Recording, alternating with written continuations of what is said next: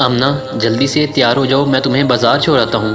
اسد نے جلدی سے اسے پکارا۔ اچھا بھائی، ایسا کرنا کہ راستے میں ثنا کے گھر کے سامنے 2 منٹ کے لیے بائک روک لینا۔ ثنا کے گھر کے سامنے؟ اچھا۔ ایک دم اس کے چہرے پر مسکراہٹ دوڑ گئی۔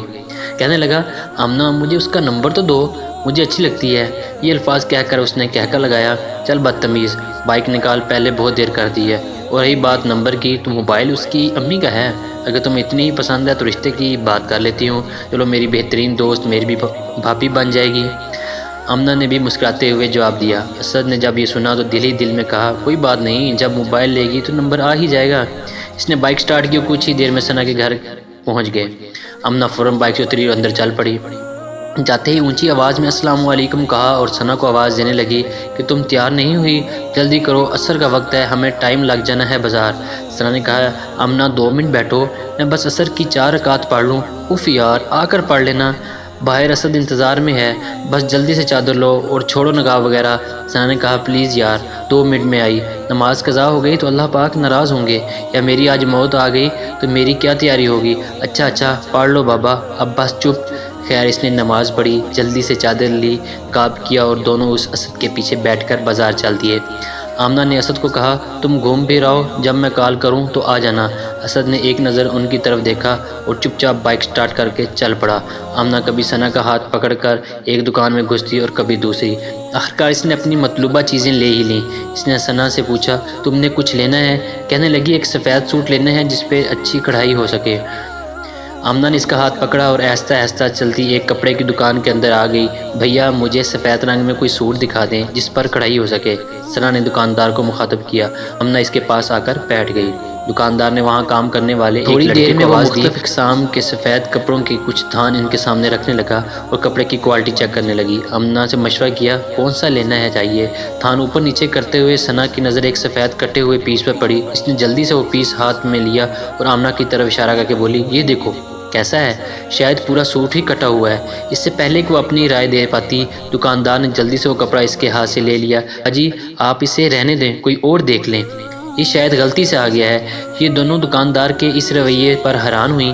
آمنہ چپ رہی، لیکن ثنا بولی، مجھے تو وہی کپڑا لینا ہے، آپ دکھائیں۔ وہ بار بار اصرار کر رہی تھی، باجی یہ کپڑا کفن کے لیے ہے، غلطی سے یہاں آ گیا ہے، آپ اسے رہنے دیں۔ دکاندار کے اس جواب کو سن کر ان دونوں کے چہرے کا رنگ ہی اڑ گیا۔ اگلے ہی لمحے ثنا نے اپنا پرس اٹھایا اور دکان سے باہر نکل گئی۔ آمنہ نے اسے آواز دی، ارے رکو، مجھے تو آنے دو۔ دکاندار بھی آوازیں دینے لگا، باجی بات تو سنیے۔ آمنہ آج سے پہلے اتنا پریشان کبھی نہیں تھی۔ وہ بہت تیزی سے چل رہی تھی۔ وہ لگ بھگ بھاگتے ہوئے اسے جا ملی۔ اسد کو جلدی سے کال کی، وہ پہلے ہی ان کے انتظار میں مطلوبہ جگہ پر کھڑا تھا۔ وہ دونوں جلدی سے بائک پر بیٹھی۔ آمنہ پورے راستے میں تسلی دیتی رہی، اتنی چھوٹی سی بات پر تم پریشان ہو گئی ہو۔ اس نے آمنہ کو کسی بات کا جواب نہ دیا۔ وہ اپنے گھر جاتے ہی اپنے کمرے میں چلے گئی۔ جب وہ پیچھے کمرے میں اندر داخل ہوئی تو ثنا مغرب کی نماز پڑھ رہی تھی۔ وہ باہر نکل آئی۔ اس نے ثنا کی حالت اس کی امی کو سنا دی اور اسد کی وجہ سے وہاں نکل آئی۔ اگلی صبح آمنہ کی امی نے اس کے اوپر سے کمبل ہٹا کر جلدی سے اٹھایا۔ وہ گھبرا گئی، اس کی امی کی آنکھوں میں آنسو تھے اور ہڑبڑا سی گئی، آخر ہوا کیا ہے، کچھ بتائے بنا ہی اس نے ثنا کے گھر لے گئی۔ وہاں پہنچتے ہی آمنہ کے پاؤں تلے سے زمین ہی سرک گئی۔ ثنا اب اس دنیا میں نہیں رہی تھی۔ وہ گھٹنوں کے پل اس کی لاش کے پاس بیٹھ گئی۔ دماغ کی نس پھٹنے سے اس کی موت واقع ہوئی۔ حیرانی اور پریشانی کے عالم میں آمنہ کے اندر سے ایک چیخ نکلی اور اس کے بعد وہ اپنے حواس میں نہ رہی۔ جب ہوش آیا تو امی آخری دیدار کے لیے اسے اس کے پاس لے گئیں۔ کل جو سفید کفن دیکھ کر اس سے دور بھاگنے کی کوشش کر رہی تھی، آج وہی سفید کفن اس سے لپٹا تھا۔ انسان اس دنیا میں اتنا مصروف ہوتا ہے کہ اسے پتہ ہی نہیں چلتا کہ اس کے کفن کا کپڑا بکنے کے لیے بازار میں آ گیا ہے۔ آمنہ بے سود اس جنازے کے لیے جاتا دیکھ رہی تھی۔ اس کے جسم میں اتنی سکت نہ تھی کہ وہ اسے روک پاتی۔ ثنا خود تو مر گئی، لیکن اسے یہ بتا گئی کہ نماز قضا ہو گئی، اللہ پاک ناراض ہوں گے، آج موت آ گئی تو میری کیا تیاری گی۔ اللہ ہم سب کا حامی و ناصر ہو، آمین۔ سامعین، اللہ بھی ہمیں 5 وقت کا نمازی بنائے اور ہمیں صراط مستقیم پر چلنے کی توفیق دے۔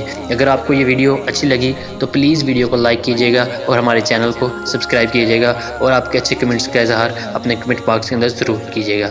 اللہ حافظ۔